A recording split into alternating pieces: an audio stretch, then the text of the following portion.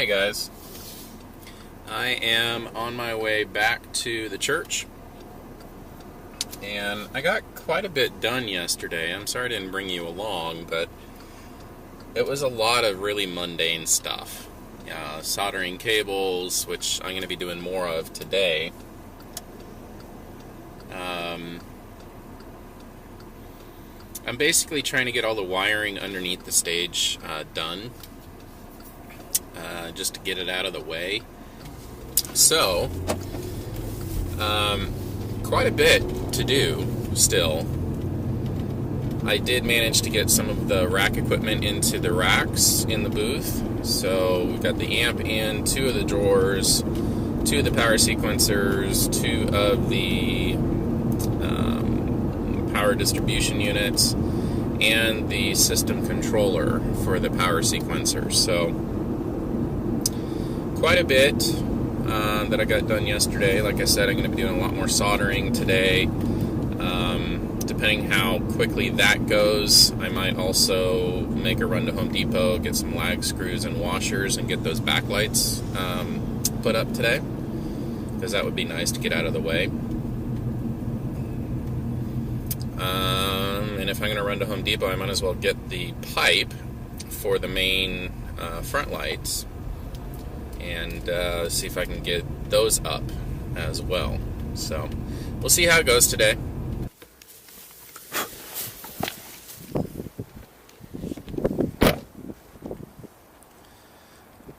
So this is the building, and I figured I'd show you guys what it all looks like. So this is an old Masonic lodge that they have drastically renovated. Hello.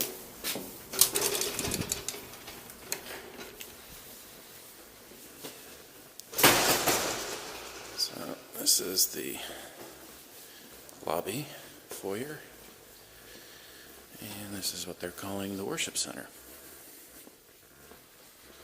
Pretty cool, huh?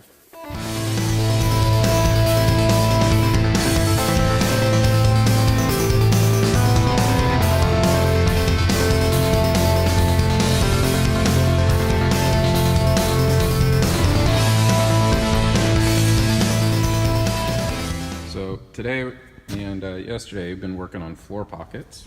So aside from power, this one is all wired up, as you can see. Same with this one. So if I lift the lid, you can see power goes right there. You have DMX in and out, 2 monitors, a blank, future in-ear monitors, and then channels 6 through 10, and then this is all future expansion. So I have another 5 channels there. Now this pocket over here is rather unique. These are not inputs, these are outputs. So they take the 10 channels, well, 9 channels actually. That pocket has 5, that has 4. And they will output those signals into the stage rack here. And we've got the stage box, the XM32 input device, and then we've got an amp to drive the floor wedges and a few other things in here that are going to input and output from this box here. Then we'll have a cable running over here. Right there, we'll have a subwoofer here. That will daisy chain back through that box all the way under here and to the other side here, where we'll have a second subwoofer that'll output there. We also have positions for our speakers. So one's going to go there, one's going to go there, pointing that way. The center one will go out to the center. Then we'll have one almost right above my head here, pointing out that way. We are going to have acoustical treatment on the back wall there. So a lot has gotten done. We have a lot more to do. So stay tuned.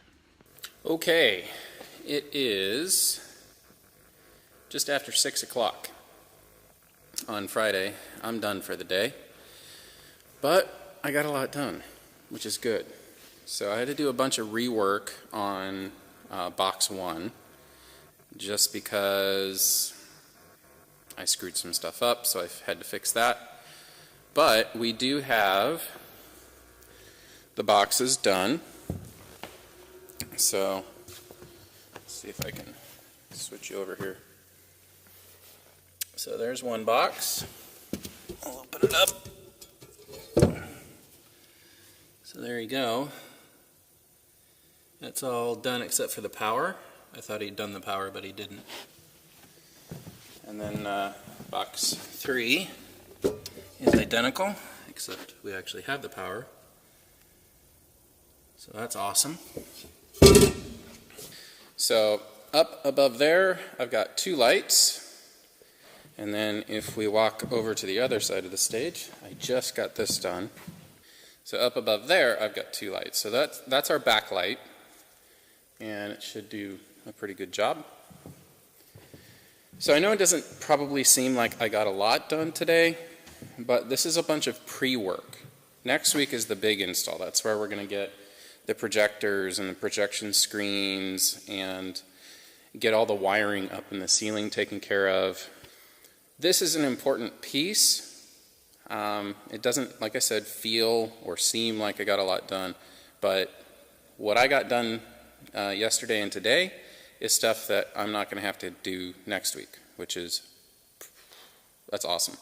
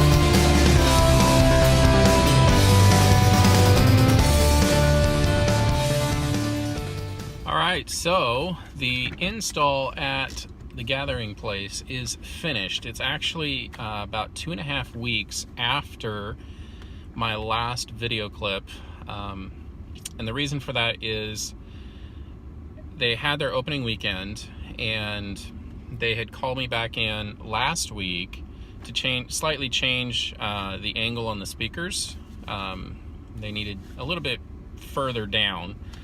So I did that, and then I had to adjust some lighting. And what ended up happening is there's 4 LED pars for backlight, right? So there's 2 on each side. The outside ones were actually kind of hitting the front rows. I just wasn't paying attention, so I actually physically moved those. When I did that, what ended up happening is it revealed a wiring issue in the DMX. And it was one that was extremely difficult to track down. I thought I had it fixed. The ultimate culprit was we had run a big 100-foot cable from the controller through the wall up into the first stage right color source pars, and then daisy chains to the rest of the system. Well, that connector on the controller side, that cable had gotten run over by something extremely heavy, because the XLR chassis, that round piece that plugs and locks in, was actually bent out of shape, and I had to hammer it back into a somewhat round shape.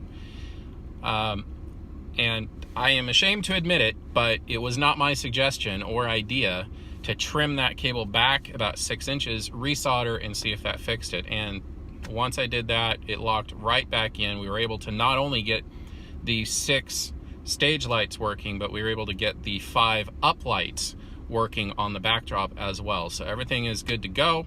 That project is officially signed off just in time for their big open house and debut of their new building this Saturday. So I appreciate you guys watching.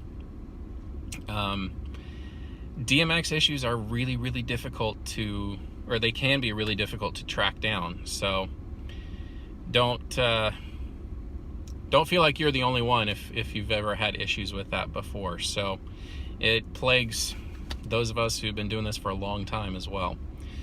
So thanks for watching. Get a hold of me. Contact information is in the description below. Until next time, thanks. I have my bazooka cannon.